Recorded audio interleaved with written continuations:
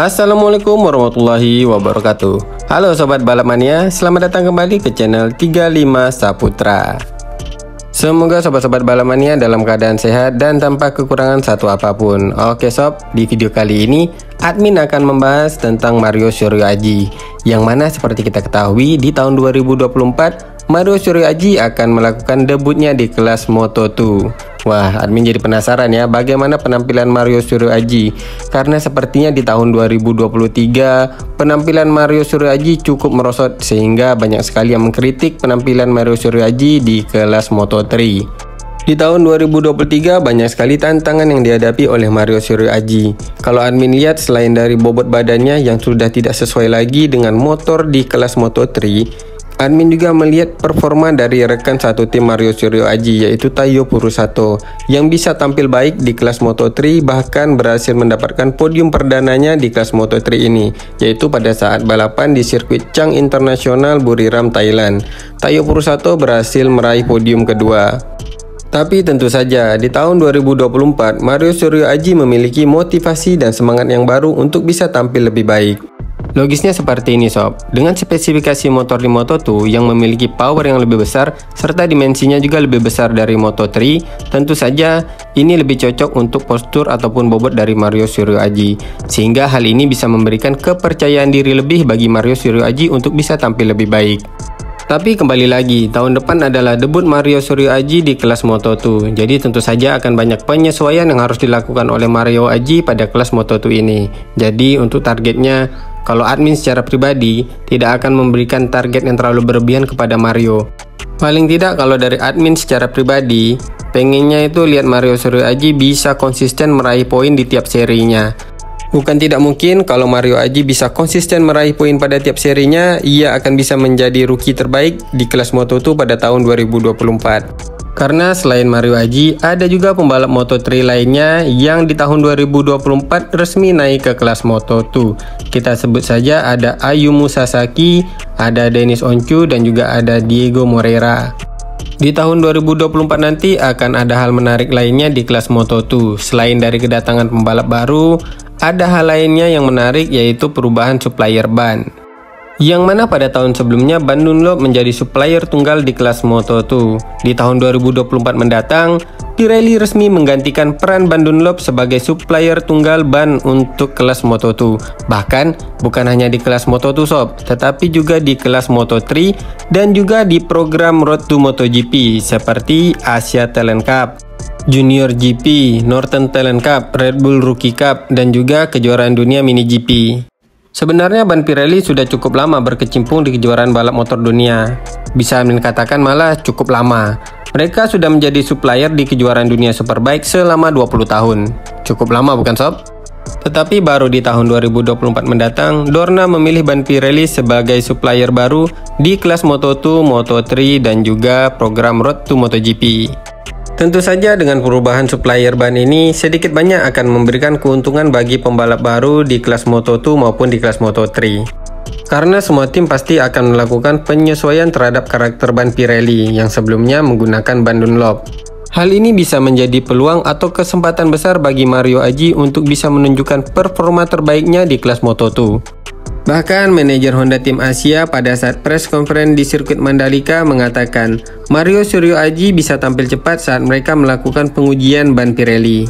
Selain itu di kelas Moto2 nanti, Mario Suryo Aji memiliki rekan yang performanya lagi sangat bagus di kelas Moto2, yaitu tak lain dan tak bukan Somkiat Chantra. Setidaknya Mario Aji dapat banyak belajar dari Somkiat Chantra untuk bisa cepat beradaptasi di kelas Moto2. Prestasi Honda Tim Asia di kelas Moto2 pada tahun 2023 juga cukup baik sob, dimana mereka berhasil beberapa kali meraih podium juara melalui Somkiat Chantra maupun Ai Ogura. Oke sob, sekarang mari kita lihat bagaimana hasil tes resmi dari kelas Moto2 di sirkuit Valencia, Spanyol. Mario Aji berhasil mencatatkan waktu 1 menit 35.901 detik dan berada di posisi ke-25. Sementara itu untuk waktu tercepat dicatat oleh Alonso Lopez dengan catatan waktu 1 menit 33,061 detik. Jadi Mario Aji terpaut sekitar 2,840 detik dari posisi pertama yaitu Alonso Lopez. Oke, sekarang coba kita lihat pembalap rookie lainnya di kelas Moto2 selain Mario Aji. Tadi admin lupa menyebutkan ada Jaume Masia ya. Jadi Jaume Masia juga di tahun 2024 naik ke kelas Moto2. Jaume Masia sendiri adalah peraih gelar juara dunia Moto3 di tahun 2023. Jaume Masia yang tergabung di dalam tim Pertamina Mandalika SAG Team berhasil mencatatkan waktu 1 menit 34,578 detik. Dengan catatan waktu ini, Jaume Masia berada di posisi ke-20. Kemudian ada Diego Moreira di posisi ke-24. Pembalap asal Brasil ini bergabung di dalam tim Italtran Racing Team, berhasil mencatatkan waktu 1 menit 35,355 detik. Selanjutnya di posisi 26 ada Denis Oncu yang bergabung di dalam tim Red Bull KTM Ajo, berhasil mencatatkan waktu 1 menit 36,68 detik. Dan di posisi ke-27 ada Ayumu Sasaki yang bergabung di dalam tim Yamaha VR46, berhasil mencatatkan waktu 1 menit 38,224 detik.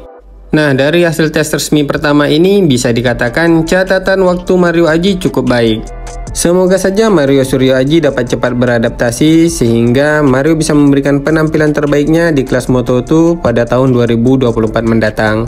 Kalau admin, seperti yang admin katakan sebelumnya, paling tidak Mario Aji harus bisa konsisten untuk bisa meraih poin pada tiap serinya. Karena kalau memang Mario Aji bisa konsisten meraih poin pada tiap serinya, bukan tidak mungkin Mario Aji akan dipertahankan untuk kelas Moto2 di tim Honda Tim Asia pada tahun selanjutnya. Ada fakta yang menarik juga dari Mario Aji saat dia pindah ke Moto2 di tahun 2024 mendatang. Yang sebelumnya di kelas Moto3 Mario Aji menggunakan nomor start 64, maka nanti di kelas Moto2 Mario Aji kembali menggunakan nomor start 34 seperti pada saat Mario Aji mengikuti kejuaraan Junior GP atau yang pada saat itu disebut CEV Moto3. Padahal sebelum berkiprah di kejuaraan balap dunia, Mario Aji ini identik dengan nomor start 16 dan juga 96. Pada saat Asia Road Racing Championship, Mario Aji menggunakan nomor start 16.